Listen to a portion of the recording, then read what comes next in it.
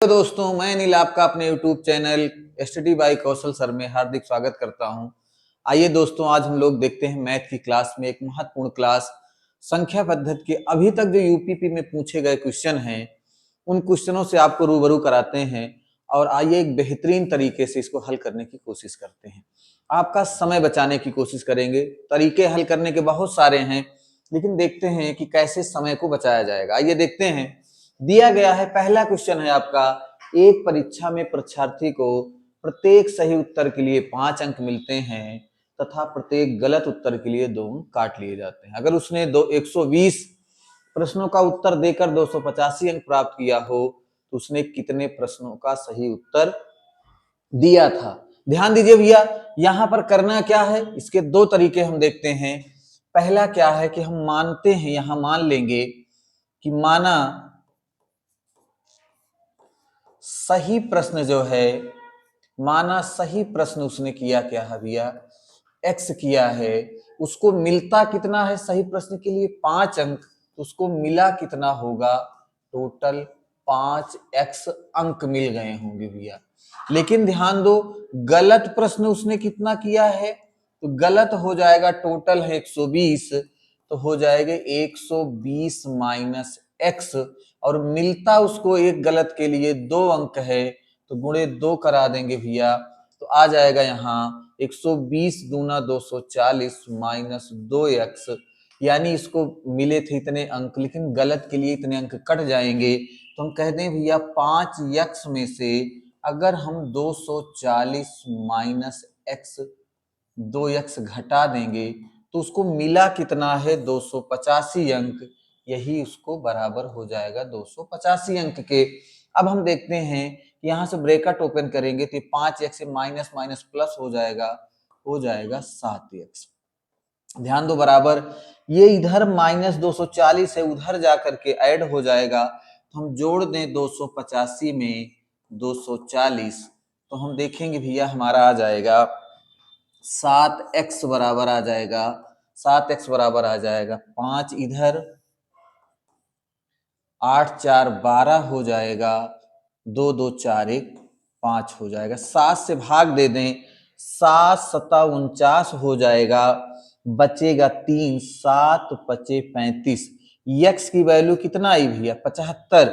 यानी सही प्रश्न कितने थे उसके, 75। 75 क्वेश्चन उसने सही किया था। यहां उसने पूछा क्या है कि सही प्रश्नों के उत्तर, तो कितना आ गया आपका 75, यानी ऑप्शन नंबर कितना आ गया भैया, सी आ गया। ध्यान देते हैं, ऑप्शन नंबर सी 75। अगला क्वेश्चन देखते हैं भैया, अगला क्वेश्चन देखते हैं क्या हो जाएगा हमारा। एक बेहतरीन क्वेश्चन कह रहा 80 और 90 के अभाज्य संख्याएं हैं। यहां होना चाहिए था 80 और 90 के बीच बीच कितनी अभाज्य संख्याएं हैं, कितनी अभाज्य संख्याएं हैं भैया, कितनी अभाज्य संख्याएं हैं। ध्यान देते हैं भैया, अभाज्य संख्या पहले हम जानते हैं किसको कहते हैं, अभाज्य संख्या किसको कहते हैं, पहले हम इस पर बात करेंगे। अभाज्य संख्या क्या होती है, अगर हम बात करें प्राइम नंबर क्या होता है ना, प्राइम नंबर हमें जानना है। ध्यान दो, इसलिए इसके बारे में विशेष बात कर रहे हैं, ये बहुत ही महत्वपूर्ण है।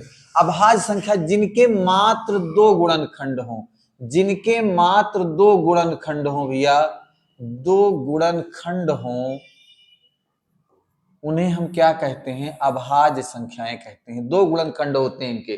ध्यान दीजिएगा, अब हम चेक करेंगे भैया कि किसके मात्र 2 गुणनखंड हैं। 81 का हम अगर बात देखें तो 81 भैया 3 से कट रहा है, 3 हो जाएगा, 9 से कट रहा है, 27 से कट रहा है, तो ये तो हमारा बिल्कुल नहीं होगा। बात करें हम 83 और 87 में, तो 83 तो नहीं कटेगा। अगर हम बात करें 87 की, तो भैया 3 से कट रहा, 3 दूनी 6, 3 9 27, यानी एक 3 हो जाएगा, एक खंड इसका, एक 29 हो जाएगा, एक 87 होगा।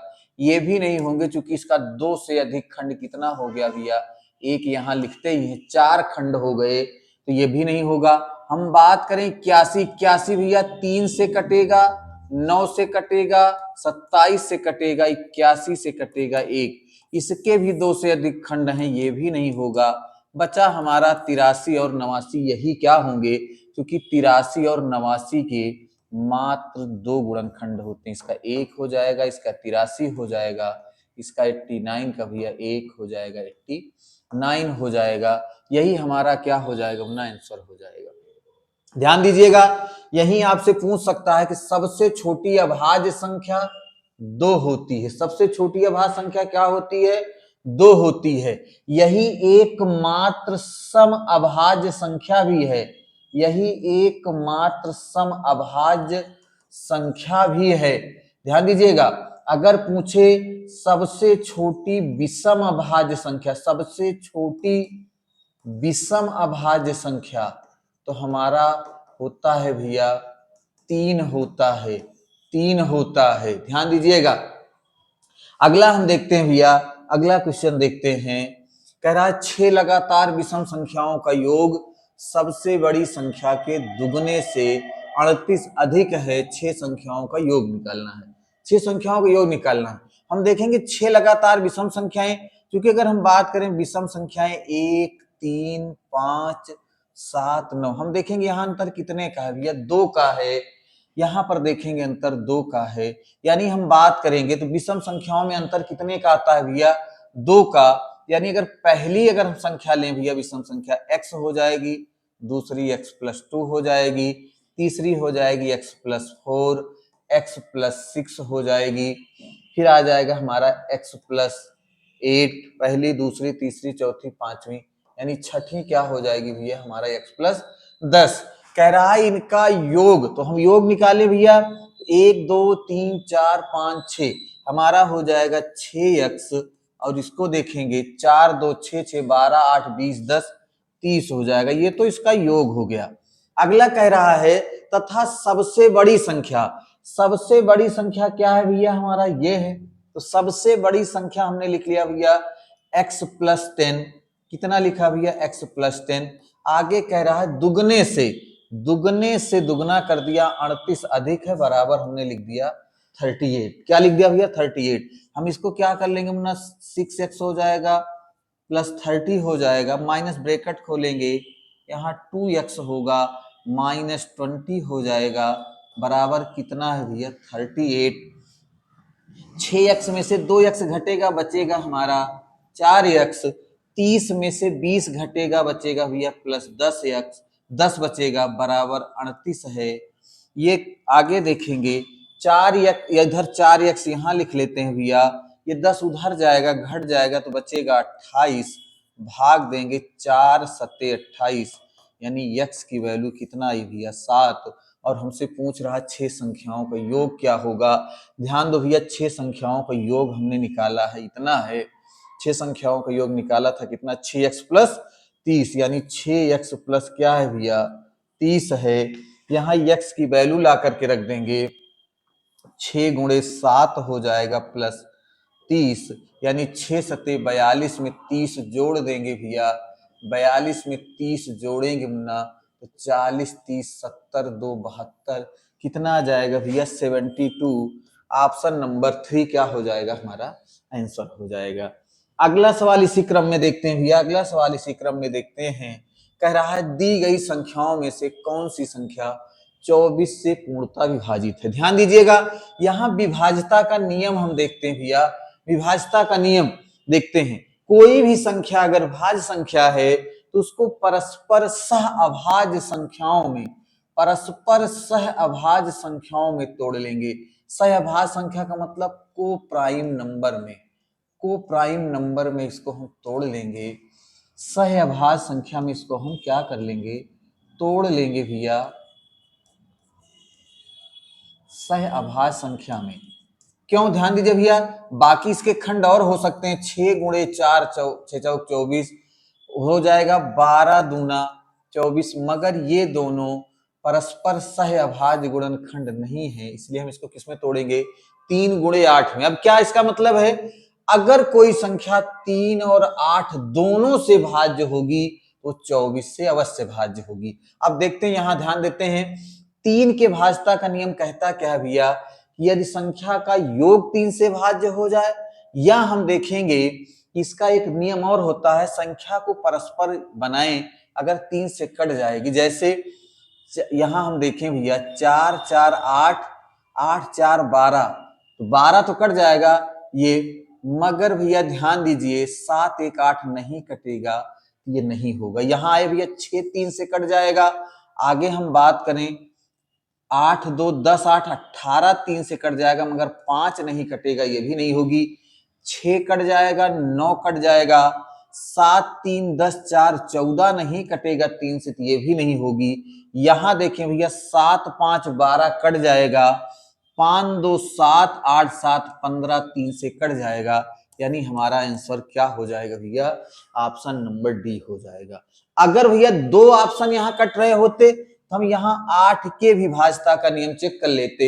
8 के भाजता का नियम कहता है कि अंतिम 3 अंक, ध्यान दीजिएगा भैया, अंतिम 3 अंक अगर 8 से भाज्य हैं तो संख्या 8 से अवश्य भाज्य हो जाएगी, या अंत में 3 जीरो हो, अंत में क्या हो भैया 000 हो, तो संख्या क्या हो जाएगी, वो 8 से भाज्य हो जाएगी। आगे देखते हैं भैया, आगे हम देखते हैं अगला दिया हुआ है, सबसे बड़ी 4 अंकों वाली संख्या क्या है जो 15 25 और 35 में से प्रत्येक द्वारा विभाजित करने योग्य है। यहां पर भी भैया वही रूल्स फॉलो होगा, यहां पर भी वही रूल्स फॉलो हो जाएगा हमारा। ध्यान दीजिए, यहां हम भाजता के नियम पर इसको लगा सकते हैं। वास्तव में ये सवाल हमारा है, वास्तव में सवाल हमारा है लासा मासा का, लेकिन ये भाजता के नियम पर फॉलो हो जाएगा, इसलिए हम क्या कर लेंगे भैया, हम भाजता के नियम को फॉलो कराएंगे। यहां क्या हो जाएगा, जैसे 15 है तो 15 के दो अभाज्य गुणनखंड क्या हो जाएंगे, 3 5 15। 25 के परस्पर सह अभाज्य गुणनखंड नहीं बनेंगे तो हम 35 का तोड़ लेंगे भैया 7 गुणे 5। फिर ध्यान दो, वही 3 के भाजता का नियम लगा देंगे, 5 का चेक करेंगे, 7 का चेक कर लेंगे। अगर कोई संख्या ऐसा होती है कि दो संख्याएं आंसर बनती है, 3 के भाजता का नियम लगाए भैया, 3 से 9 कटेगा, 9 कटेगा, 7 5 12 भी 3 से कट जाएगा। अभी हम इसको अदर संख्या से चेक कर लेंगे। ठीक भैया, यहां हम देखते हैं कि 9 कटेगा, 9 कटेगा, मगर 5 2 7 3 से नहीं कटेगा। यहाँ 7 5 12 3 से कट जाएगा, 9 8 17 नहीं कटेगा, ये भी नहीं होगा। यहां हम देखें भैया 9 कट जाएगा, 8 2 10 5 15, ये 3 से कट जाएगा। अब हमारे पास दो ऑप्शन बच रहे हैं, दो ऑप्शन। यहां हम 7 के भी भाजता का नियम चेक कर लेते हैं भैया। 7 के भाजता का नियम क्या कहता है कि अंतिम संख्या में हम 2 से गुणा कराएं, 2 से गुणा कराएंगे, 2 पंचे 10 हो जाएगा भैया। इसको छोड़ करके क्या कर लेंगे, हम घटा लेंगे, 7 आ जाएगा, 9 में से 1 घटेगा, 8 आ जाएगा, यहाँ भैया क्या हो जाएगा हमारा 9 हो जाएगा। 7 दूनी 14 कर लेंगे, इसको घटा लेंगे भैया, तो यहाँ हमारा क्या आ जाएगा 4 आ जाएगा। यहाँ क्या आ जाएगा भैया, यहाँ घटाएंगे तो ये आ जाएगा।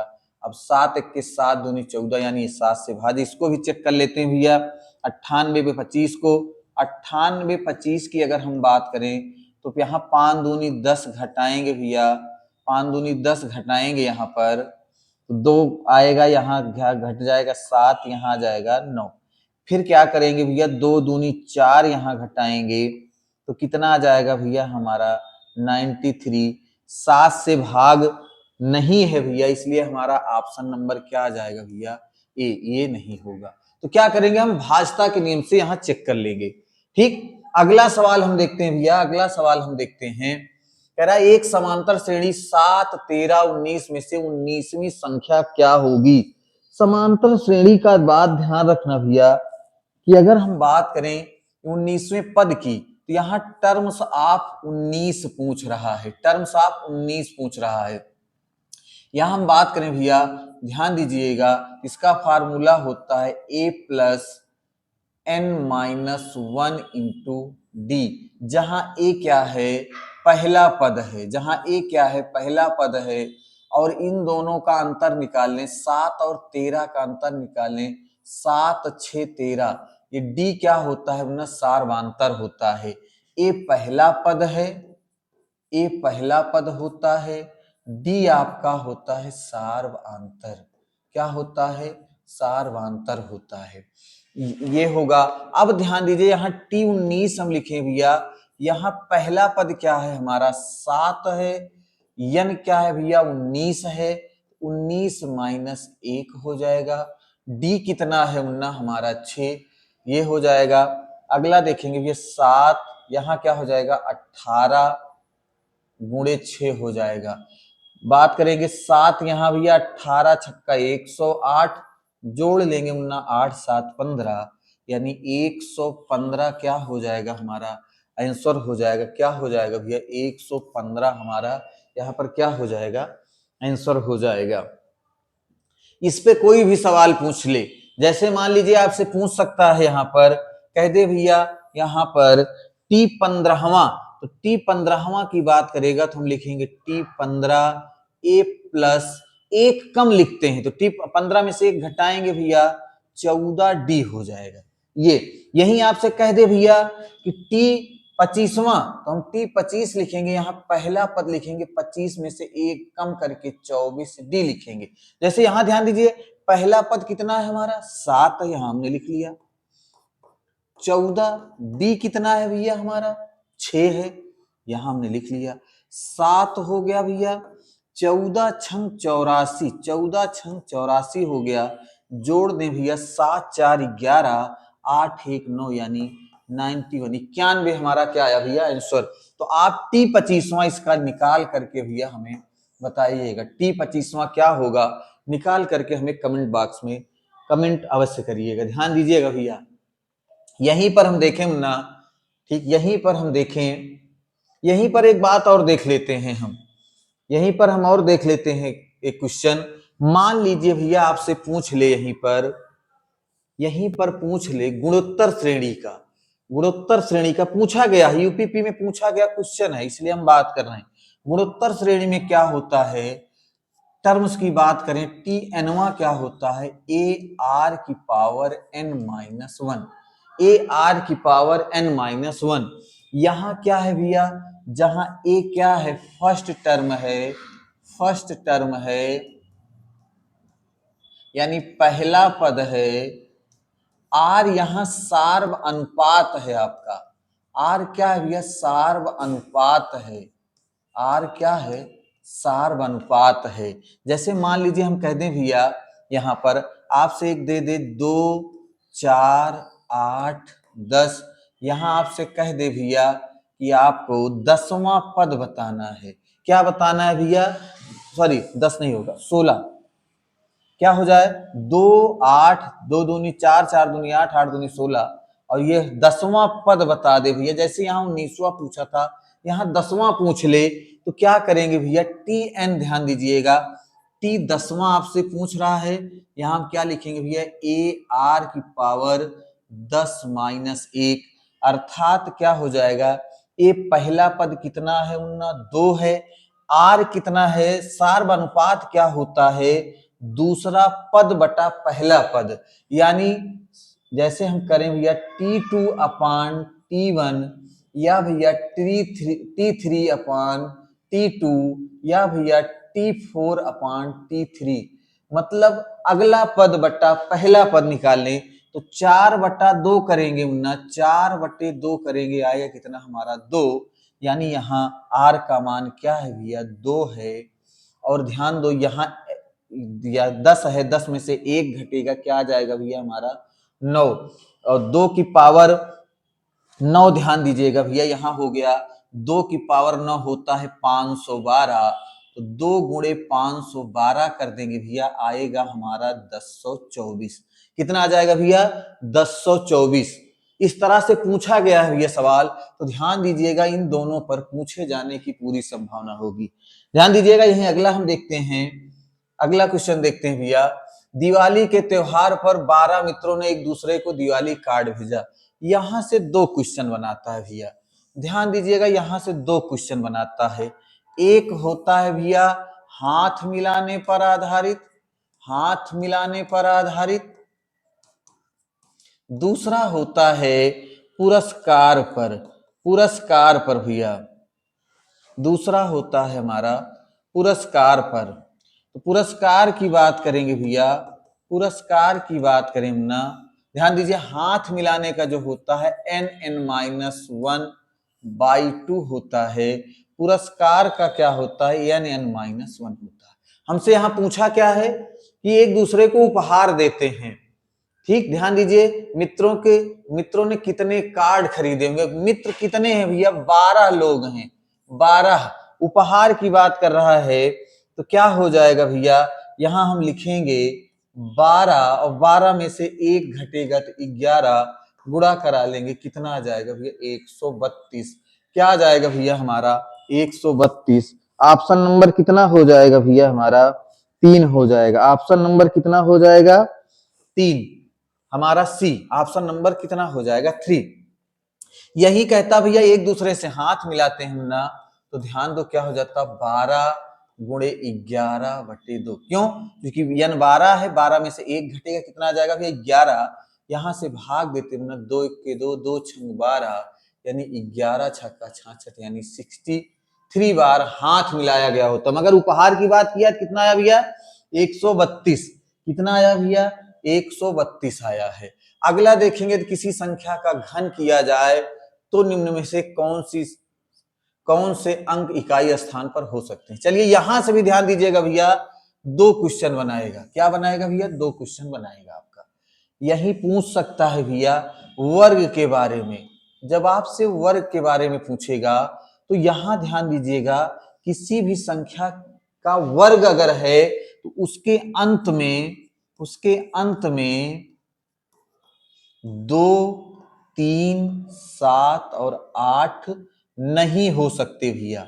क्या है, नहीं हो सकते। अगर कोई संख्या लिखी गई है, यदि उसका अंतिम अंक 2 है, 3 है, 7 है, 8 है, तो वो वर्ग नहीं होगी भैया।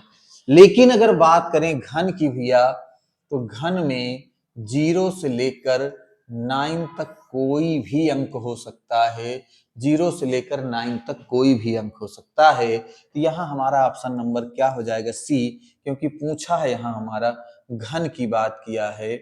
यहाँ पर पूछा किसकी है भैया बात, घन की बात किया है। वर्ग की बात किया होता तो हमारा आंसर हो जाता 2 3 7 8। अगला देखते हैं भैया क्वेश्चन, यहाँ पर अगला क्वेश्चन देखते हैं ना, दिया 16, 24, 28 में से प्रत्येक द्वारा विभाजित होने वाली 4 अंकों की बड़ी से बड़ी संख्या। अभी हमने इसी पर बताया था, ध्यान दो भैया, यहाँ जैसे 16 है और अगला हमारा 24 है, यहीं पर 28 है, तो 16 का खंड करेंगे तो ये तो 2 गुणे 2 गुणे 2 गुणे 2 हो जाएगा।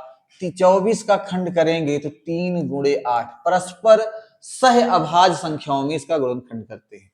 28 की बात है भैया, तो 7 चौक 28, यानी ध्यान देना है भैया, हम 3 और 8 के भाजता का नियम, 3 और 8 तथा 7 के भाजता का नियम लगा देंगे, यहां भी हमें आंसर मिल जाएगा।